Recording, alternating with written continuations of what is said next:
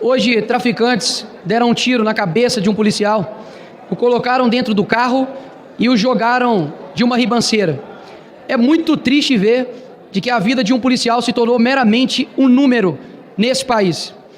Eu não vou ser liviano de colocar que tudo de ruim que acontece nesse país, todo crime que acontece nesse país, é culpa do presidente Lula, não. Mas algo que eu posso afirmar é que ele tem sido, no mínimo, incompetente, tem agido de má fé com a segurança pública, principalmente com a sua. E eu posso provar isso. Lula cortou 708 milhões ao combate à criminalidade. É o Brasil do Lula. A violência no campo bateu o recorde de 2.000 invasões. Lembrando que na época do Bolsonaro tivemos o número de 0, repito, 0 invasões. Estupros e assassinatos de mulheres aumentaram no Brasil de Lula. Tráfico de drogas aumentou 7% no Brasil de Lula. Assassinatos de pessoas LGBT aumentaram 42% no Brasil de Lula. Primeira vez que houve uma fuga em presídio de segurança máxima foi no governo de Lula. Enquanto isso, o ministro da Justiça, Lewandowski, está preocupado com falas como a minha, que chamei Lula de ladrão, está preocupado com as falas de Marcel Van Hatten e de Cabo Gilberto em tribuna, desrespeitando e rasgando a Constituição. Mais uma vez, não é uma defesa a esses parlamentares em si, mas as prerrogativas. E o ministro da Justiça está preocupado com isso. O ministro Alexandre de Moraes está preocupado com as páginas fakes que tem nome de Xandão com cabelo. Enquanto isso, a Janja gastou 68 milhões de dinheiro público, só no Janja Palusa, 35 milhões.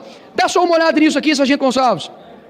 Com 68 milhões de reais de dinheiro público, do seu pagador de impostos, daria para comprar 194 mil viaturas para a Polícia Rodoviária Federal, 4 mil fuzis e 3 milhões de munições para a PM. Construir um presídio de segurança máxima e ainda sobrava 28 milhões de reais. O que não daria para poder fazer com a segurança pública, juntamente com a Polícia Civil, bombeiros, Polícia Penal? Dava para mudar a realidade da segurança pública aqui do nosso país. E o G20 foi a prova disso, deputado Zucco.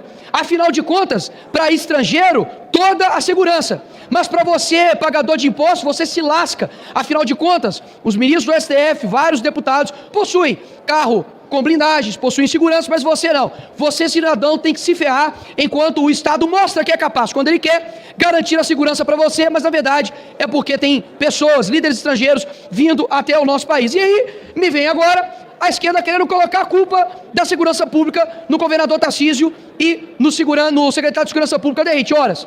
Eles foram exemplar em punir de forma rigorosa 2 policiais que desonraram a farda. Um jogando uma pessoa por uma ponte e o outro dando 11 tiros numa pessoa que estava cometendo um furto. Agora, se o índice de São Paulo aumentou de mortes, agora está em primeiro lugar, 702 mortes, se foi morte de criminoso que estava combatendo a polícia, que morra 70 mil.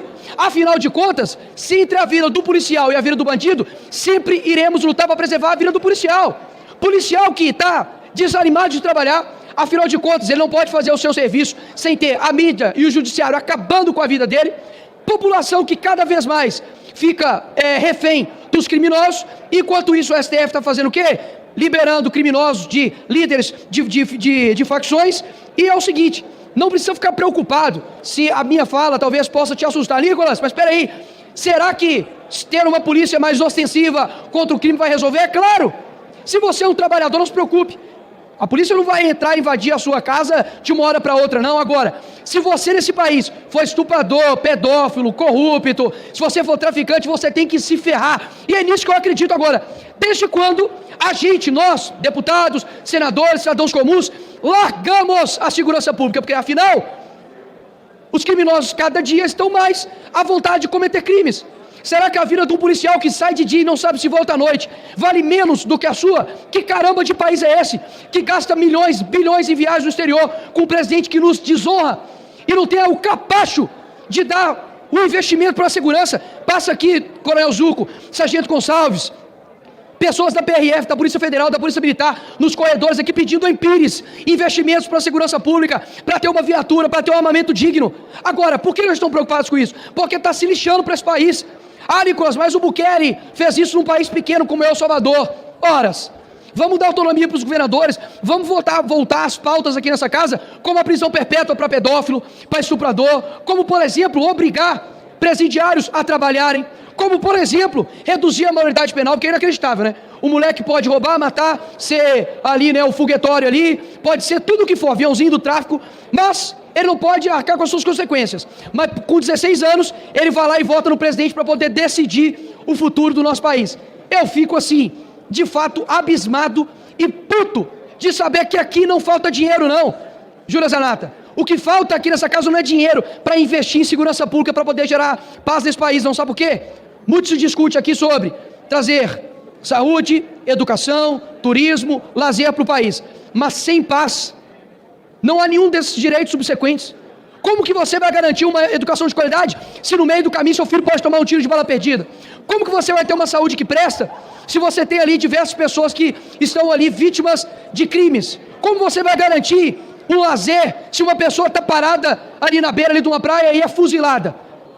A pauta da segurança pública e segurança no nosso país tem que ser a primeira, porque os bandidos estão tranquilos enquanto a população está refém da bandidagem. Ou a gente combate os criminosos, ou eles vão nos amordaçar, vão matar os nossos familiares, e não acho que é preciso com que um parente, talvez, de um grande líder, possa sofrer um atentado nas mãos de criminosos, para que a gente abra os olhos que a gente precisa meter o ferro em bandido.